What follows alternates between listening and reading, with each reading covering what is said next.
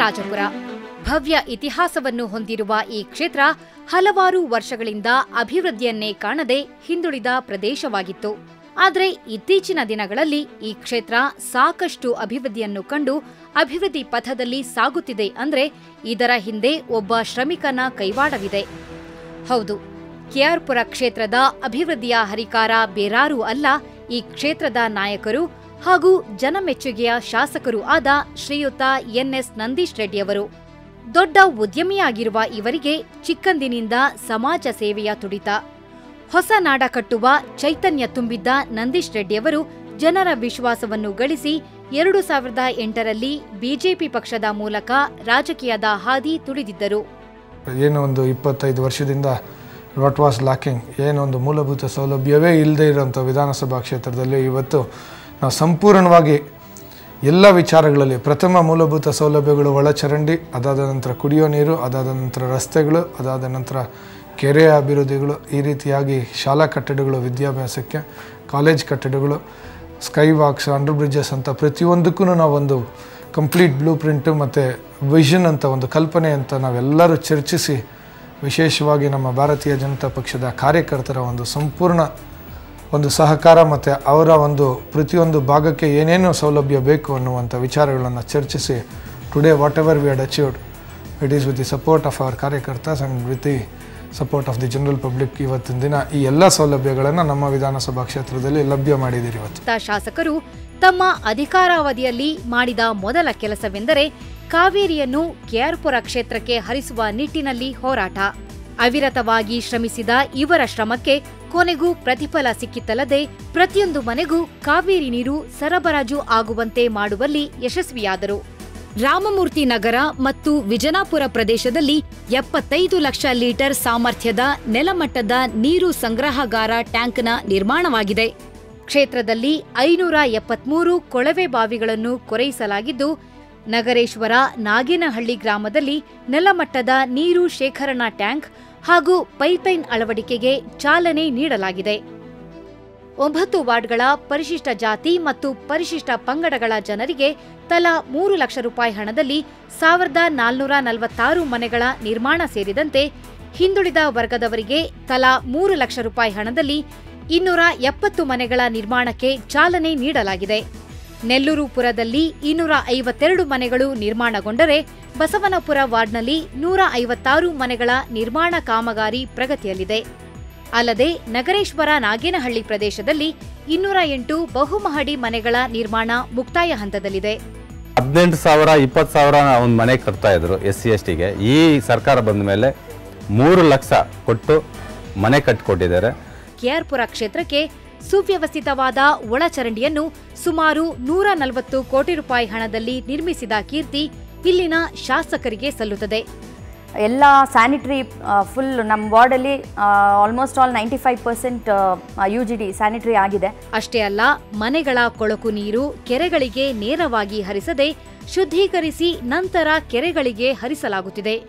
ಲಕ್ಷ್ಮಣಮೂರ್ತಿ ನಗರ ಕೆರೆ, ಕೌದೇನಹಳ್ಳಿ ಕೆರೆ, ಸೀಗೆಹಳ್ಳಿ ಕೆರೆ, ಚಿಕ್ಕ ದೇವಸಂದ್ರ ಕೆರೆ, ಗಂಗಶೆಟ್ಟಿ ಕೆರೆ, ಬಿ ನಾರಾಯಣಪುರ ಕೆರೆ, ದೊಡ್ಡ ನೆಕ್ಕುಂತಿ ಕೆರೆ, ವಿಭೂತಿಪುರ ಕೆರೆಗಳಲ್ಲಿನ ಹೂಳು ತೆಗೆಯುವುದರ ಮೂಲಕ ಕೆರೆಗಳ ಪುನಶ್ಚೇತನಗೊಳಿಸಲಾಗುತ್ತಿದೆ. ಅನೇಕ ಯೋಜನೆಗಳನ್ನು ಹಾಕ್ಕೊಂಡಿರ್ತಕ್ಕಂಥ ನಮ್ಮ ಯುವಕರಾದಂಥ ನಂದೀಶ್ ರೆಡ್ಡಿಯವರು ಭ್ರಷ್ಟಾಚಾರ ರಹಿತವಾದಂಥ ಆಡಳಿತವನ್ನು ಕೊಟ್ಟಿದ್ದಾರೆ. ಈ ಕೃಷ್ಣರಾಜಪುರವನ್ನು ಅಭಿವೃದ್ಧಿ ಮಾಡಿದ್ದಾರೆ. ಉದ್ಯಾನವನಗಳು ಇವತ್ತು ಅಭಿವೃದ್ಧಿಯಾಗಿದೆ. ಅದರಲ್ಲಿ ವಿಶೇಷವಾಗಿ ಒಂದು ಮಕ್ಕಳ ಉದ್ಯಾನವನ ಸ್ವಾಮಿ ವಿವೇಕಾನಂದರ ಹೆಸರಿನಲ್ಲಿ ಇವತ್ತು ಉದ್ಯಾನವನವೂ ಸಹ ಇವತ್ತಾಗಿದೆ. ಹೊರಮಾವು, ಕಲ್ಕೆರೆ, ಚನ್ನಸಂದ್ರ ರಸ್ತೆ, ರಾಮಮೂರ್ತಿ ನಗರ, ಟಿಸಿ ಪಾಳ್ಯ, ನಾರಾಯಣಪುರ, ನಗರೇಶ್ವರ ನಾಗೇನಹಳ್ಳಿ, ವಿಜ್ಞಾನ ನಗರ, ರಮೇಶ ನಗರ, ವಿಜನಾಪುರ, ರಾಘವೇಂದ್ರ ನಗರ, ಹೆಣ್ಣೂರು ರಸ್ತೆಗಳ ಮಾರ್ಗಗಳನ್ನು ಅಭಿವೃದ್ಧಿಪಡಿಸಲಾಗಿದೆ. ಕಲ್ಕೆರೆ, ಚನ್ನಸಂದ್ರ, ಕನಕನಗರ ಈ ವ್ಯಾಪ್ತಿಗಳು ಸಹ ಭಾಳ ಹಿಂದುಳಿದಿತ್ತು. ಇಂಥ ವ್ಯಾಪ್ತಿಗಳು ಇವತ್ತು ಭಾಳ ಚೆನ್ನಾಗಿ ಅಭಿವೃದ್ಧಿಯಾಗಿದೆ. ಏನು ಬಾನ್ಸೋಡಿ ಮುಖ್ಯ ರಸ್ತೆಯಿಂದ ನಮ್ಮ ಕೆ ಚನ್ನಸಂದ್ರ ಅಲ್ಲಿವರೆಗೂ ಒಂದು 80 ಅಡಿ ರಸ್ತೆ ಮಾರ್ಪಟ್ಟಿದೆ. ಆ ರಸ್ತೆಯಿಂದ ನಮ್ಗೆ ಭಾಳಷ್ಟು ಅನುಕೂಲ ಆಗಿದೆ ಈ ಪ್ರದೇಶದ ಜನಗಳಿಗೆ. ಮತ್ತು ಆ ರಸ್ತೆ ಹೋಗಿ ನ್ಯಾಷನಲ್ ಹೈವೇ ತಲುಪ್ತದೆ ಹೊಸಕೋಟೆ ರೋಡ್ಗೆ. ಹಂಗಾಗಿ ಇಲ್ಲಿರೋ ಎಲ್ರಿಗೂ ಒಂದು ಅನುಕೂಲ ಆಗಿದೆ. ರೈಲ್ವೆ ಅಂಡರ್ಪಾಸ್, ಫ್ಲೈಓವರ್ಗಳು ಸೇರಿದಂತೆ ಸ್ಕೈವಾಕ್ ನಿರ್ಮಾಣ ಮಾಡಿ ಸುಖಕರ ಪ್ರಯಾಣಕ್ಕೆ ಒತ್ತನ್ನು ನೀಡಲಾಗಿದೆ. ವಿಜನಾಪುರ, ಸೈನಿಕ ಭವನ ಪ್ರವೇಶ ದ್ವಾರ, ಎಫ್ಸಿಐ ಗೋಡಾನ್, ಹಳೆ ಮದ್ರಾಸು ರಸ್ತೆ, ವೈಟ್ಫೀಲ್ಡ್ ರಸ್ತೆಗಳಲ್ಲಿ ರೈಲ್ವೆ ಅಂಡರ್ಪಾಸ್ ಕಾಮಗಾರಿ ಪ್ರಗತಿಯಲ್ಲಿದೆ. ಅದೇ ರೀತಿ ಹೊರವರ್ತುಲ ರಸ್ತೆಗಳಲ್ಲಿ ಹೆಣ್ಣೂರು ಅಡ್ಡರಸ್ತೆ, ಕಲ್ಯಾಣನಗರ ಜಂಕ್ಷನ್, ಹೊರಮಾವು ಜಂಕ್ಷನ್ಗಳಲ್ಲಿ ಫ್ಲೈಓವರ್ಗಳು ಮತ್ತು ಅಂಡರ್ಪಾಸ್ಗಳನ್ನು ನಿರ್ಮಿಸಲಾಗಿದೆ. ಜೊತೆಗೆ 10ಕ್ಕೂ ಹೆಚ್ಚು ಕಡೆಗಳಲ್ಲಿ ಬಸ್ ತಂಗುದಾಣವನ್ನು ನಿರ್ಮಿಸಲಾಗಿದೆ. ಸಾರ್ವಜನಿಕರ ಅನುಕೂಲಕ್ಕಾಗಿ ಅಲ್ಲಲ್ಲಿ ಉದ್ಯಾನವನಗಳ ನಿರ್ಮಾಣ, 12 ಸ್ಥಳಗಳಲ್ಲಿ ಹೈಮಾಸ್ಕ್ ಮತ್ತು ಎಂಎಸ್ ಟ್ಯೂಬ್ಲರ್ ಕಂಬಗಳನ್ನು 1 ಕೋಟಿ ರೂಪಾಯಿ ಹಣದಲ್ಲಿ ಸ್ಥಾಪಿಸಲಾಗಿದೆ. ಬಂಡೆ ಪ್ರದೇಶದಲ್ಲಿ 110 ಲಕ್ಷ ರೂಪಾಯಿ ಹಣದಲ್ಲಿ ಅಟಲ್ ಬಿಹಾರಿ ವಾಜಪೇಯಿ ಶಾಲೆ ನಿರ್ಮಿಸಲಾಗಿದೆ. ಸರ್ಕಾರಿ ಪ್ರಥಮ ದರ್ಜೆ ಕಾಲೇಜಿನಲ್ಲಿ ಎಂಎ, ಎಂಕಾಂ ವಿಭಾಗಗಳನ್ನು ಪ್ರಾರಂಭಿಸಿ ಹೆಣ್ಣು ಮಕ್ಕಳ ವ್ಯಾಸಂಗಕ್ಕೆ ಅನುವು ಮಾಡಿರುವುದಲ್ಲದೆ 1 ಕೋಟಿ ರೂಪಾಯಿ ಹಣದಲ್ಲಿ 9 ಹೆಚ್ಚುವರಿ ಕೊಠಡಿಗಳನ್ನು ನಿರ್ಮಿಸಲಾಗಿದೆ. ಅಭಯ ಯೋಜನೆಯಡಿ ಶಾಸಕರು ತಮ್ಮ ಸ್ವಂತ ಖರ್ಚಿನಲ್ಲಿ ಬಡ ವಿದ್ಯಾರ್ಥಿಗಳಿಗೆ ಪ್ರತಿ ತಿಂಗಳು 10,000 ರೂಪಾಯಿಗಳ ನೆರವು ನೀಡುವುದರೊಂದಿಗೆ ದೊಡ್ಡ ನೆಕ್ಕುಂದಿ ಸರ್ಕಾರಿ ಶಾಲೆಗೆ 12 ಕೊಠಡಿಗಳ ನಿರ್ಮಾಣ ಸೇರಿದಂತೆ 50 ಲಕ್ಷ ರೂಪಾಯಿ ಹಣದಲ್ಲಿ ಕೆಆರ್ಪುರ ಪದವಿ ಕಾಲೇಜಿನ ಹೆಚ್ಚುವರಿ 5 ಕೊಠಡಿಗಳನ್ನು ನಿರ್ಮಿಸಲಾಗಿದೆ. ತಮ್ಮ ತಂದೆ ಹಾಗೂ ತಾಯಿಯ ನೆನಪಿಗಾಗಿ ಗೌರಶ್ರೀ ಯೋಜನೆ ಜಾರಿಗೆ ತಂದಿದ್ದಾರೆ. ಕ್ರೀಡೆ, ಸಾಂಸ್ಕೃತಿಕ, ಎನ್ಎಸ್ಎಸ್, ಎನ್ಸಿಸಿಗಳಲ್ಲಿ ವಿಶೇಷ ಸಾಧನೆಗೈದವರಿಗೆ ಪ್ರೋತ್ಸಾಹ ನೀಡುತ್ತಿದ್ದಾರೆ. ಗ್ರಂಥಾಲಯಗಳ ಅಭಿವೃದ್ಧಿಗಾಗಿ 1.92 ಲಕ್ಷ, ಅಗತ್ಯವಿರುವ ಶಾಲೆಗಳಲ್ಲಿ ಹೆಚ್ಚುವರಿ ಕೊಠಡಿ ನಿರ್ಮಾಣಕ್ಕಾಗಿ 4.14 ಕೋಟಿ ರೂಪಾಯಿ, 10ಕ್ಕೂ ಹೆಚ್ಚು ಅಂಗನವಾಡಿ ಕೇಂದ್ರಗಳ ಸ್ಥಾಪನೆ, ಜೊತೆಗೆ ವಿವಿಧ ಶಾಲೆಗಳಲ್ಲಿ 25ಕ್ಕೂ ಹೆಚ್ಚು ಶೌಚಾಲಯಗಳ ನಿರ್ಮಾಣವಾಗಿದೆ.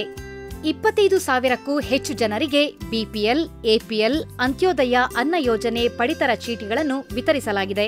ಒಂದು ಸರ್ಕಾರಿ ಜಾಗ ಸುಮ್ಮನೆ ಖಾಲಿ ಬಿದ್ದು ಎಲ್ಲ ಒತ್ತುವರಿ ಆಗ್ತಾ ಇತ್ತು.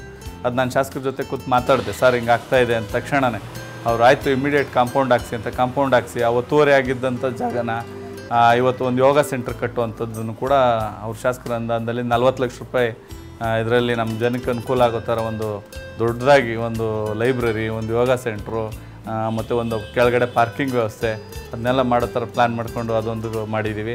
ಹೊರಮಾವು, ಕೆಆರ್ಪುರ, ಎಚ್ಎಎಲ್ ಬಳಿ ಉಪವಿಭಾಗೀಯ ಕಚೇರಿ ನಿರ್ಮಿಸಿರುವುದಲ್ಲದೆ ಮೇಡಹಳ್ಳಿಯಲ್ಲಿ 5 ಕೋಟಿ ರೂಪಾಯಿ ಹಣದಲ್ಲಿ ಪ್ರಾದೇಶಿಕ ಸಾರಿಗೆ ಕಚೇರಿ, ಕೆಆರ್ಪುರದ ತಾಲೂಕು ಕಚೇರಿಯ 2ನೇ ಮಹಡಿಯಲ್ಲಿ ಬಿಇಒ ಕಚೇರಿ. ನಮ್ಮ ವಾರ್ಡ್ನಲ್ಲೇ ನೆಮ್ಮದಿ ಕೇಂದ್ರವನ್ನು ಈ ಮುಂಚೆ ಒಂದು 6 ತಿಂಗಳ ಮುಂಚೆ ಅದನ್ನು ಓಪನ್ ಮಾಡಿಸಿದ್ದೀವಿ. ಭಾಳ ಚೆನ್ನಾಗಿ ನಡೀತಾ ಇದೆ, ಭಾಳಷ್ಟು ಜನಕ್ಕೆ ಅನುಕೂಲ ಆಗ್ತಾ ಇದೆ. 26 ದೇವಸ್ಥಾನಗಳ ಜೀರ್ಣೋದ್ಧಾರವನ್ನು 50 ಲಕ್ಷ ರೂಪಾಯಿ ಹಣದಲ್ಲಿ ಮಾಡಲಾಗಿದೆ. ಕೆಆರ್ಪುರದಲ್ಲಿ ಪಶು ವೈದ್ಯಕೀಯ ಆಸ್ಪತ್ರೆ ನಿರ್ಮಾಣ, ಕೆಇಬಿ ಟೆಲಿಫೋನ್ ಬಿಲ್ ಪಾವತಿ ಕಚೇರಿ, ಹಿರಿಯ ನಾಗರಿಕರ ಭವನ, ಲೈಬ್ರರಿ ಕಟ್ಟಡ ನಿರ್ಮಾಣ ಸೇರಿದಂತೆ ಕೆ ನಾರಾಯಣಪುರದಲ್ಲಿ ಪ್ರಾಥಮಿಕ ಆರೋಗ್ಯ ಕೇಂದ್ರ ಸ್ಥಾಪನೆಯಾಗಿದೆ.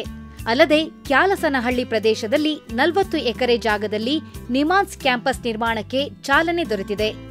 ವಾಜಪೇಯಿ ಆರೋಗ್ಯಶ್ರೀ ಯೋಜನೆಯಡಿ 6,000ಕ್ಕೂ ಹೆಚ್ಚು ಬಡ ರೋಗಿಗಳಿಗೆ ಉಚಿತ ಶಸ್ತ್ರಚಿಕಿತ್ಸೆ ಸೌಲಭ್ಯವಲ್ಲದೆ ವಿವಿಧ ಸಂತ್ರಸ್ತರಿಗೆ ಮುಖ್ಯಮಂತ್ರಿಗಳ ಪರಿಹಾರ ನಿಧಿಯಿಂದ 3.5 ಕೋಟಿಗೂ ಹೆಚ್ಚು ಪರಿಹಾರ ಧನ ನೀಡಲಾಗಿದೆ. ಕಣ್ಣಿಗೆ ಕಾಣುವ, ಲೆಕ್ಕಕ್ಕೆ ಸಿಗುವ ಅಭಿವೃದ್ಧಿ ಕಾರ್ಯಗಳ ಪಟ್ಟಿಯನ್ನು ನಿಮ್ಮ ಮುಂದೆ ಇಡಬಹುದು. ಆದರೆ ಎಡಗೈಯಲ್ಲಿ ಮಾಡಿದ ಸಹಾಯ ಬಲಗೈಗೆ ತಿಳಿಯದಂತೆ ಅದೆಷ್ಟೋ ಜನರ ಕಷ್ಟಕ್ಕೆ ಸ್ಪಂದಿಸಿದ್ದಾರೆ ಶಾಸಕರು. ಜನರ ಕುಂದುಕೊರತೆಗಳನ್ನು ಮನೆ ಮನೆಗೂ ಹೋಗಿ ಖುದ್ದಾಗಿ ಆಲಿಸಿ ಸಮಸ್ಯೆ ಪರಿಹರಿಸಿದ್ದಾರೆ ಈ ಕ್ಷೇತ್ರದ ಶಾಸಕರು. ಅಲ್ಲದೆ ಕೆಆರ್ಪುರ ಕ್ಷೇತ್ರವನ್ನು ಅಭಿವೃದ್ಧಿಯ ಪಥದಲ್ಲಿ ಕೊಂಡೊಯ್ಯುವ ಮೂಲಕ ನಿಮ್ಮ ನಂಬಿಕೆ ಉಳಿಸಿಕೊಂಡಿದ್ದಾರೆ. ಈಗ ನಿಮ್ಮ ಸರದಿ. ತಾಯಿ ಭಾರತ್ ಮಾತೆ ಅಂತ ಕರಿತೀರಿ. ಆ ಶ್ರೀ ಅನ್ನೋ ಇದನ್ನ ನಾನು ಇಂಗ್ಲೀಷಲ್ಲಿ ಕನ್ವರ್ಟ್ ಮಾಡಿ ಶಿ ಅಂತ ತಗೊಂಡು SHE 3 ಆಲ್ಫಾಬೆಟ್ಸ್ ತಗೊಂಡು S stands for sports, H stands for health and housing, E stands for education. This would be the primary and most ಒಂದು ಇಂಪಾರ್ಟೆಂಟ್ ಒಂದು ಇಶ್ಯೂ ಅಂತ ತಗೊಂಡು ಇವು 3 ವಿಚಾರಗಳಲ್ಲಿ ನಾವು ಮುಂದಕ್ಕೆ ಈ ಕ್ಷೇತ್ರದ ಪ್ರತಿಯೊಬ್ಬ ನಾಗರಿಕರಿಗೆ ಲಭ್ಯವಾಗುವ ರೀತಿಯಲ್ಲಿ ಒಂದು ಯೋಜನೆಗಳನ್ನು ಹಾಕ್ಕೊಳ್ತಾ ಇದ್ದೀರಿ. ಮುಂಬರುವ ದಿನಗಳಲ್ಲೂ ನಾಗರಿಕರ ಬದುಕಿನಲ್ಲಿ ಸುಖ ಶಾಂತಿ ನೆಲೆಸಿ ಬಡವರ ಮುಖದಲ್ಲಿ ಶಾಶ್ವತ ಮಂದಹಾಸ ಮಿನುಗಿ ನಿಮ್ಮೆಲ್ಲರ ಮನದಾಳದ ಅಭಿವೃದ್ಧಿಯ ಹೊಂಗನಸು ನನಸಾಗಬೇಕಾದರೆ ಮತ್ತೊಮ್ಮೆ ಶಾಸಕರಾಗಿ ಶ್ರೀಯುತ ನಂದೀಶ್ ರೆಡ್ಡಿ ಅವರು ಆರಿಸಿ ಬರಲೇಬೇಕು. ಅದಕ್ಕೆ ನಿಮ್ಮೆಲ್ಲರ ಸಹಕಾರ, ವಿಶ್ವಾಸ ಸದಾ ನಂದೀಶ್ ರೆಡ್ಡಿಯವರ ಮೇಲೆ ಇರಲೇಬೇಕು. ನಾವು ಇದುವರೆಗೂ ಯಾವುದೇ ಒಂದು ಎಲೆಕ್ಷನ್ ಅಲ್ಲಿ ವೋಟೇ ಹಾಕಿರ್ಲಿಲ್ಲ ಎಷ್ಟೋ ವರ್ಷಗಳಿಂದ. ಈ ಬಾರಿ ಪ್ರಥಮ ಬಾರಿಗೆ ವೋಟ್ ಹಾಕ್ತಾ ಇದ್ದೀವಿ. ಕಾರಣ ಏನು ಅಂತಂದ್ರೆ ನೀವು ಮಾಡಿರುವ ಕೆಲಸಗಳು. ಜನರನ್ನು ನಾವು ನಂಬಿದ್ದೀವಿ. ಜನ ಇವತ್ತೂ ನಮ್ಮನ್ನು ಕೈ ಬಿಡೋದಿಲ್ಲ ಅಂತ ನಂಬಿಕೆ, ವಿಶ್ವಾಸ ನಮಗಿದೆ. ಭಗವಂತ ಎಲ್ಲೋ ಒಂದು ಕಡೆ ಅಭಿವೃದ್ಧಿಗೆ ಮತ ಕೊಡೋದು ಆಗುತ್ತೆ ಅಂತ ಅಂದ್ಬಿಟ್ಟು ನಾವು ತುಂಬ ವಿಶ್ವಾಸದಲ್ಲಿ ನಾವಿದ್ದೀವಿ. ಮುಂದಿನ 5 ವರ್ಷದಲ್ಲಿ ನಮ್ಮ ಕ್ಷೇತ್ರದ ನಾಗರಿಕರಿಗೆ ಪ್ರತಿಯೊಂದು ವಿಚಾರದಲ್ಲೂ ನಾವು ಸಂಪೂರ್ಣವಾಗಿ ನಿಂತು ಈ ಕ್ಷೇತ್ರವನ್ನು ಒಂದು ಮಾದರಿ ಮಾಡೋದಕ್ಕೆ ದಯವಿಟ್ಟು ಮತ್ತೊಮ್ಮೆ ಆಶೀರ್ವದಿಸಿ ಅಂತ ಕೇಳ್ತಾ ತಮಗೆಲ್ಲರಿಗೂ ವಂದಿಸ್ತಾ ಇದ್ದೀವಿ.